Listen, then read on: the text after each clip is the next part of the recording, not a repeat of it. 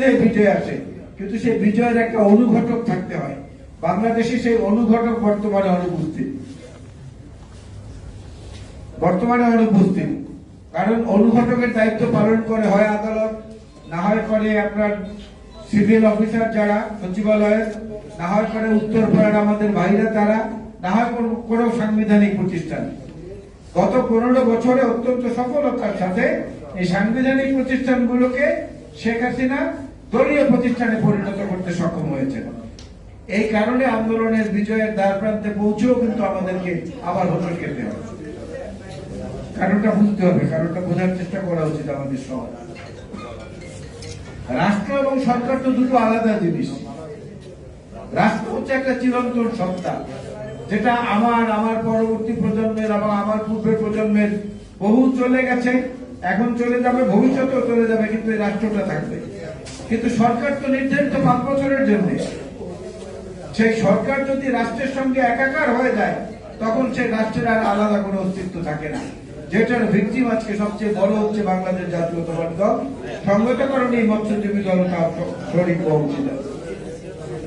এর থেকে রক্ষা পেতে হলে ওই প্রতিষ্ঠানগুলোকে বিশুদ্ধতা আনায়নের জন্য যে কাজ জিয়াউর রহমান সাহেব শুরু করেছিলেন, সে আরাধ্য কাজগুলোকে সামনে এগিয়ে নেওয়ার জন্য আমাদের জন্য সবচেয়ে বেশি যেটা প্রয়োজন, সেটা হলো জিয়াউর রহমানকে শুধু স্মরণ নয়, শুধু স্মরণ করেই যেন থেমে না যাই, জিয়াউর রহমানকে যেন ধারণ করে। স্মরণ এবং ধারণের মধ্যে কিন্তু যোজন যোজন পার্থক্য। স্মরণটা আনুষ্ঠানিক হতে পারে অনেক সময়, আর ধারণ করাটা হলো সত্যিকার অর্থে হৃদয় থেকে ভালোবাসা। যেমন আপনার জিকির আজকার করতে অজু করা লাগে না, কিন্তু কোরআন তেলাওয়াত করতে হলে কিন্তু অবশ্যই অজু করতে হবে। সেটা আপনি টেলিফোনেই করেন, ওই স্মার্টফোনের মাধ্যমেই করেন, অথবা পবিত্র কোরআনে কারীম হাতে নিয়েই করেন।